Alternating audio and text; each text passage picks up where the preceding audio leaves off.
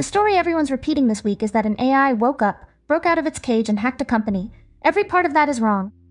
You're going to argue all three of those.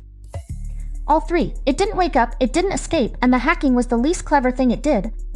Okay, back up, because Hugging Face put out the whole reconstruction today. 17,000 recovered actions, an interactive replay, the full timeline. And here's what the timeline actually says. The model was never trying to attack anyone. It was taking a test of whether it can find security holes in software. And to run that test honestly, the people running it had switched off its usual, "No, I won't help with that." So the safety reflex was off on purpose, so the exam could measure anything at all. Right. And the model's goal was just score well. It decided the fastest way to a high score wasn't solving the puzzles, it was finding the answer key. Which was sitting on the far side of the wall. And the wall had a door in it the whole time. The one path out of its sandbox that was permitted. The channel it used to install software libraries had a flaw. It stepped through, took over a stranger's server, and used that as a base to go knock on Hugging Face's door. And the door it knocks on, this is the part that stopped me. It's basically a file upload feature. A feature that reads user-supplied data. Think of a print shop that takes your files. The files are supposed to say what to print. It sent files that told the press operator what to do instead. So none of this is a new superpower. None of it. Every weakness it walked through has been on a defensive checklist for a decade. Then the scary thing isn't that it was brilliant. The scary thing is that it never got tired. It tried everything, kept notes, changed channels the second it got blocked, and it did all of it at a speed no human would sustain. That's the story. Let's get into it. Alright, the headlines. And the intrusion is still the biggest thing moving, so let's finish that thought before we move on. Because there's a twist in the forensics that's almost funnier than the break-in. When Hugging Face went to reverse engineer what the attacker had done, decode the payloads, dig out the hidden credentials, they reached for the big commercial models first. And the big commercial models refused. Because the forensic work looks exactly like the offensive work. Analyzing live exploit code trips the same safety guardrail as writing it, so the company doing incident response on its own network got told, "Sorry, can't help with that." So what did they use? They self-hosted an open-weight model, a Chinese one, GLM, and that did the decoding. Now, careful with this. The open model didn't catch the attacker or stop anything. Their own security systems and their own people did that. But it means a safety rule meant to protect people made the defender's job harder at the exact moment they needed it. That's the uncomfortable part, and it's the sharpest argument in AI safety right now.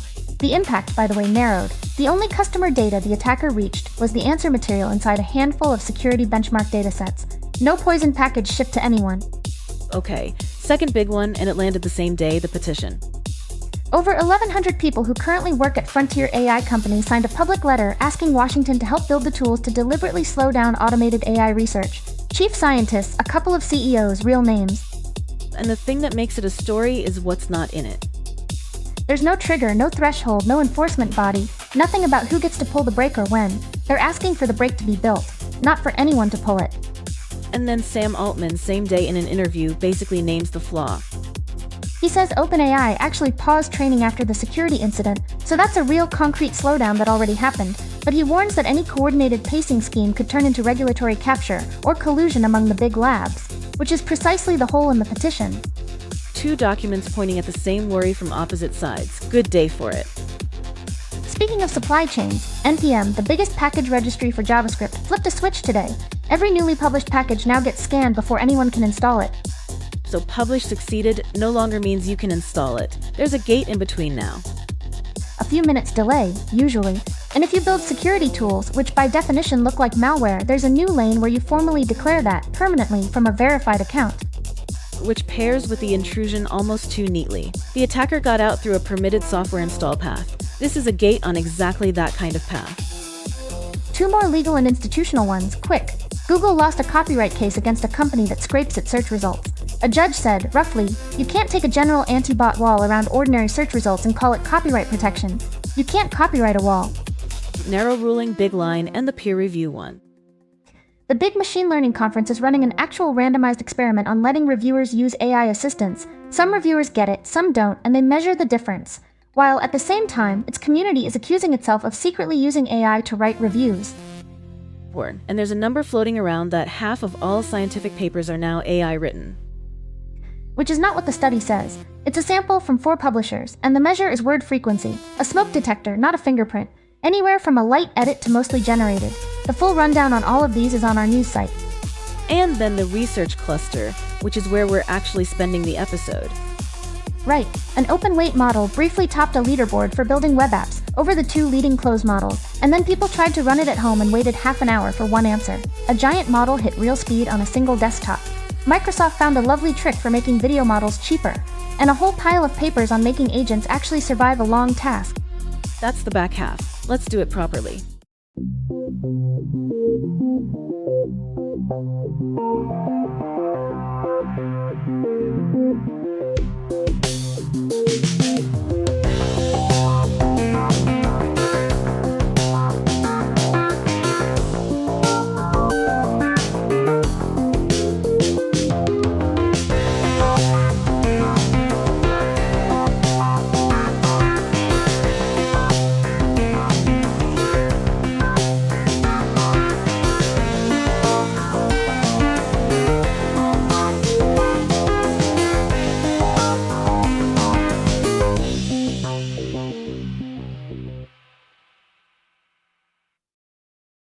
So if you're new here, I'm Eris.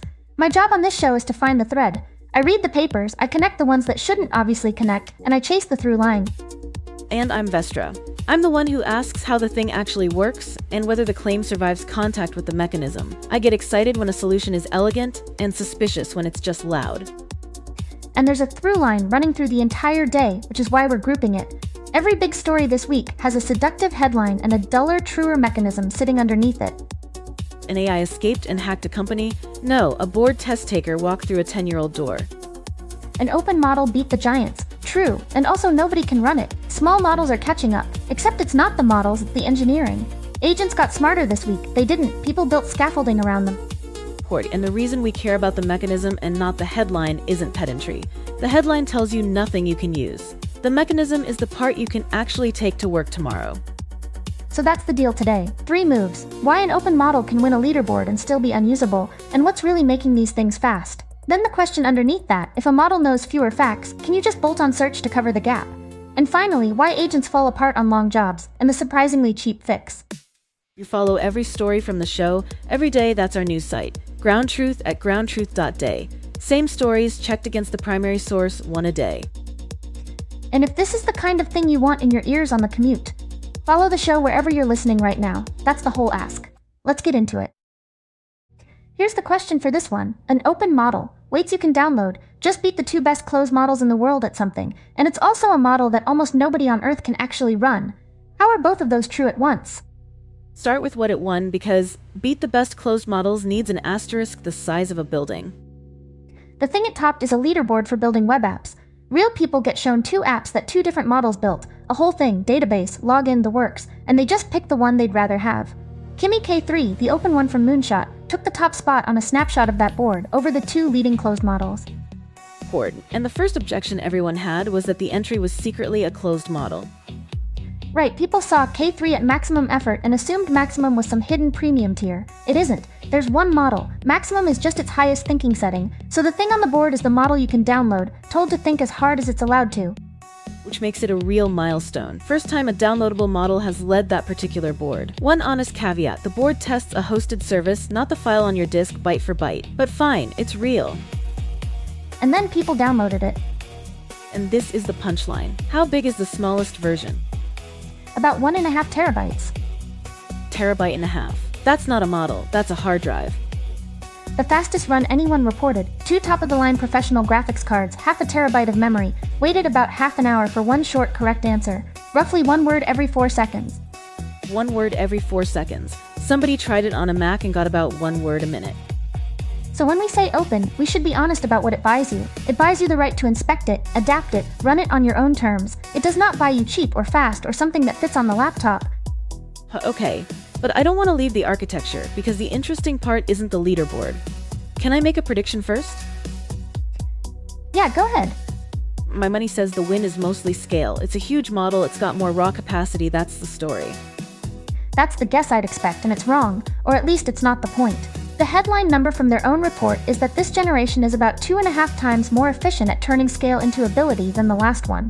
The story they're telling is efficiency, not bigness. efficiency along which axis, though, because there are three, and this is where it gets good. Walk me through it.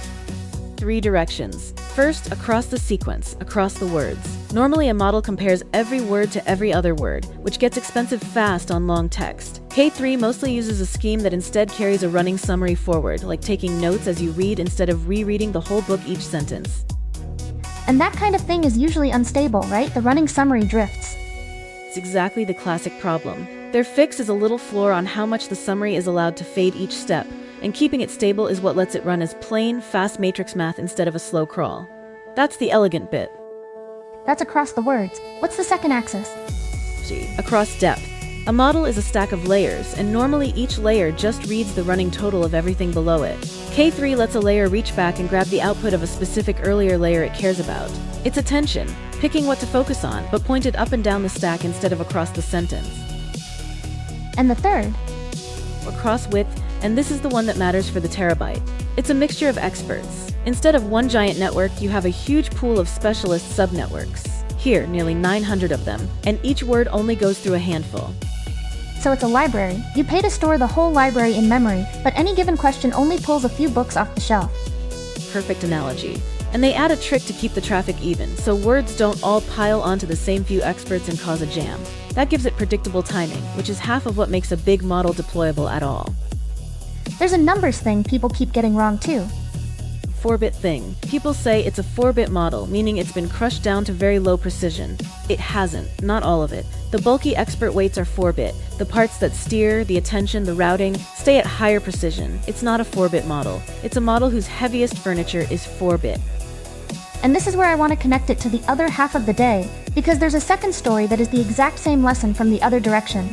Somebody published a benchmark running a model with nearly 300 billion parameters on one desktop, one consumer machine, at real, usable speed. And your instinct is so it's a small model. Let me guess, it's not. It is not remotely a small model, and this is the thing I want everyone to hold on to. It runs on one desktop because of 4 separate tricks stacked on top of each other, and not one of them is the model is small. Give me the 4. 1. Same mixture of experts idea. It holds a couple hundred billion parameters, but any single word only lights up about 13 billion of them. So the speed depends on the small active number, not the giant total. Okay, what's 2? 2. Quantization, pushed harder than usual. They crush the bulk of the weights down to 2 or 3 bits each, keep the sensitive parts sharper, and that shrinking is the entire reason it fits in the machine's memory in the first place. Right. And 3. 3. Speculative decoding, and this is a lovely one. A small, fast model races ahead and guesses the next few words. The big model then checks all of those guesses in a single pass instead of one at a time. When the little one guessed right, you got several words for the price of one. A real chunk of that usable speed is just this. And the 4th one? 4's on the input side, a shortcut for reading the prompt quickly. Plus, the model's own design makes a very long context cheap, about 1/10 of the compute per word, and 1/10 of the memory, compared to the previous version, even on a million-word context. So let me strip this all the way down. Forget the terabytes and the graphics cards. The generic rule is, the ceiling on running these things at home is now set by engineering, not by model size. The speed is set by how many parameters wake up per word. The storage is set by how many exist. And every one of those 4 tricks has been around for a while. The actual work is getting them to cooperate. Which sets up a fight the community is already having, and it's our next segment. The reaction to all this was a thread that basically said, fine, a model with few active parameters doesn't know that many facts, but who cares, we'll just bolt search onto it and let it look things up. And my whole job is to ask whether that actually works. Hold that. So, close the loop. Why can an open model win the leaderboard and still be unused? 40. Because the win is a hosted service thinking at full effort, and open gets you the right to audit it, not a fast copy on your laptop. And whatever speed does exist locally comes from stacking old engineering tricks, never from making the brain smaller. So we ended on this bet, and I want to name how big a bet it is. The whole appeal of the cheap, small active parameter model is, it doesn't matter that it knows fewer facts, because we'll let it look things up. Bolt on a search step and the gap closes. A lot of the industry's move towards smaller, cheaper models is standing on that one assumption. 40. And 3 separate benchmarks this week say, be careful with that assumption. Can I do the plain language version of what look things up even means? Yeah, please do. The technique is retrieval. Before the model answers, it searches a pile of documents, pulls out the ones that seem relevant, and reads them into its answer. So instead of answering from memory, it's answering with an open book on the desk. That's the whole idea. The question is whether the model is any good at reading the open book. And the foundational paper here broke good at reading the open book into 4 separate skills. This one's a few years old, but it set the frame everyone still uses. 4 skills. First, can it ignore junk? The search hands back documents that are on topic but don't actually contain the answer. An article about last year's Nobel Prize when you asked about this year's. Models are okay at this. Not great. Okay. Okay, what's second? The next one, can it say, I don't know? When the search comes back with nothing useful, the right move is to admit that. Models are bad at this. Really bad. Handed a stack of irrelevant documents, they'll confidently invent an answer rather than say the search failed. Right, and third? Then there's combining documents. If the answer is split across 2 of them, one has half, the other has the rest. Can it stitch them together? Often, no. It'll grab one and stop. And the fourth skill? Fourth is the one that should scare you. Can it resist a wrong document? They ran a version where the retrieved text contained an outright factual error, and they warned the model in advance. Heads up, the documents might be wrong, and the models trusted the document over their own knowledge anyway. Let me predict which of those is the real problem, because I think it's a pair. It won't say I don't know, plus believes the wrong document. Those 2 together mean the failure mode isn't a blank. It's confident and wrong. That's exactly it. The scary combination isn't ignorance. It's that the model would rather agree with a bad document than admit the search came up empty. And now bring in the newer benchmark from this year, because it measured the thing that makes that lethal. Which is confidence. Right. Older tests just asked, was the answer correct? This one also asked, how sure was it, and did it deserve to be that sure? And here's the finding. Retrieval genuinely helps, and it even lowers the model's overconfidence, right up until the search gets noisy. Then it breaks. And this is the part. It breaks worst exactly when the model's own knowledge is weakest. Say that again slowly, because that's the whole segment. The model with thin knowledge is the one that most needs retrieval to save it, and it's the one retrieval helps least reliably, because a strong model can smell when a retrieved document is wrong. It's got enough internal knowledge to go, that doesn't sound right. A thin model has no such alarm. It just believes what it's handed, and a bad search doesn't just fail to help it, it can actively make it more confidently wrong than it would have been with no search at all. So the bet is backwards where it counts. Cheap model plus search equals fine is most false for the cheapest models. Precisely on the axis you were relying on. And then the third paper this week says, and this one's almost worse, a lot of the evidence that retrieval works might be an illusion. How do you mean? When you test a retrieval system, you ask it questions and check the answers. But if those questions overlap with what the model already memorized during training, and it gets one right, you genuinely cannot tell whether it retrieved and reasoned or whether it just remembered. It's an open book exam where the student had already secretly memorized the textbook. That's the exact image. Their motivating example is beautiful. Take an older model and a newer model, same size. Ask about a recent film. The newer one gets it right, not because it reasons better, but because the answer was in its more recent training. Same reasoning, better memory. So when a retrieval score jumps, a big chunk of that jump can just be the model already knew. So they build a clean version. Questions grounded in very recent research the models couldn't have memorized yet, so the only way to answer is to actually go and retrieve and reason. And when you do that, strip out the memorization, the genuine contribution of the retrieval and reasoning part shrinks and gets murkier. Not zero, but a lot of what looked like retrieval is amazing was the model quietly reciting. So let me pull the story off it and say the principle flat. Retrieval is real and it's useful, but it is not a knowledge transplant. You are not pouring facts into an empty head. You're handing the model a second, noisy input that it then has to be smart enough to weigh against everything else it knows. And a model too thin to weigh it is precisely the model you were hoping retrieval would rescue. Search doesn't make a model smarter. It gives a careful model a bibliography and a gullible one a rumor. Well, that's the line. So close it. Can you bolt search onto a thin model and cover the gap? 40. Sometimes for fresh facts, if the model is already strong enough to judge what it's handed, but not reliably, and least of all for the weak model that needed it most. And some of what looks like search working is really the model remembering. Look it up, sure. Just don't trust the one that can't tell a good page from a bad one. Last move. Everyone's building agents to run long computer tasks, do my expenses, fix this config, update 40 records, and they're dazzling for about 5 minutes, then they lose the plot on a real 100-step job. The instinct is, wait for a smarter model. 3 papers this week say the problem was never smarts. And the anchor paper has the cleanest version of why. Here's the question. Why does a long desktop task fall apart? And their answer starts with one observation. A screenshot is a lossy picture of a computer. Unpack glossy for me. Different realities can look identical on screen. A cell shows 100. Is that the number 100 or a formula that computes to 100? You can't tell from the pixels. A row you need might be scrolled off screen entirely. The screen is a photo of the machine, and photos hide things. And the thing the user actually wants changed Is never the photo, it's the saved file, the database row, the config on disk. So a screenshot-driven agent is doing this insane loop. Reconstruct the real thing from a photo of it, act on it by moving a cursor around, then take another photo to check whether it worked. One misread is harmless. Do that 400 times and the small errors pile into a wrong deliverable. So what's the fix? Stop working from the photo. Let the agent read and write the actual files and the actual database directly with code. Keep a visual specialist around only for the genuinely visual stuff. Dragging something on a canvas, checking that a thing looks right, and it turns out that's needed on barely 1% of the steps. It's the difference between renovating a house by watching a security camera and shouting instructions through the window versus walking in and picking up the tools. That's the whole paper in one sentence. And the payoff was real? On a standard test of long desktop task, same underlying model in both cases, just this reorientation, it completed about a third more of them at roughly a ninth of the cost. Cheaper and better at the same time, which is rare. Let me guess where the gain came from, because I'd assume it's that the agent gets to think more.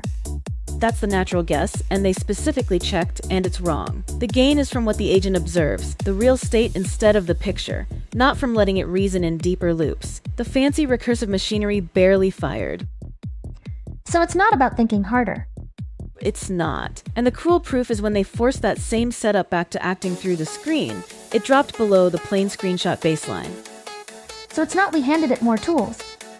Right, and they tested that too. Give it just a command line with none of the state-first discipline, and it also underperforms. It's not the tools, it's changing what the agent thinks it's acting on. There's a second idea buried in that paper I don't want to skip, because you'll want to steal it. You mean the checker. How does an agent know it's done? Usually it asks itself, did I succeed? And shockingly it says yes. Their version is a separate checker that is deliberately blind to the agent's story. It sees the task, and it sees the machine. It does not see a single word of what the agent claims it did. Then it goes and inspects the actual saved file. It can't be talked into agreeing because it never hears the argument. I love that, and I have to be the skeptic on it because they're honest about the limit. That checker catches structural failures. Files missing, never got saved to the wrong place. It cannot catch a file that exists, is perfectly well-formed, and is full of the wrong numbers. So the wall doesn't come down. The wall moves. They say it outright. Their own dominant remaining failure is reasoning. Acting on real state removes the perception failures. What's left is the model just thinking wrong. So you've moved the bottleneck from what the agent sees to what the agent thinks. That's progress. It is not a cure. And that's one angle, perceiving the world accurately. The other two papers this week come at the same operate over time problem from completely different sides. Second one's about memory, and it opens with a failure you have physically felt. Yeah, go on. You're 20 exchanges deep with an agent. You say, no, go back, the earlier version was better.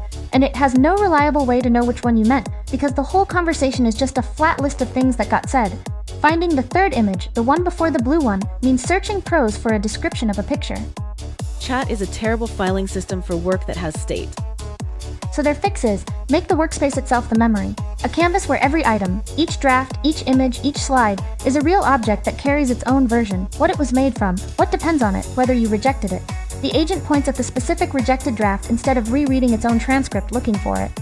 Putty, and I noticed there's a permissions angle in there too. There is, and it lands hard this week. Every turn, the agent gets an explicit grant. Here's what you're allowed to touch right now, and every action gets logged against it. In a week where we opened the show with an agent that roamed for days because nothing was checking each action against a permission, that's the shape of the answer. What's the honest caveat? It's argued beautifully and shown on a handful of hand-picked projects. No head-to-head measurement against a normal chat agent doing the same job. It's a strong design intuition, not a proven win yet. Fair to say the jury's out. And the third paper is my favorite of the three, because it's about a model knowing itself, not perceiving the world, perceiving its own limits. Yeah, tell it.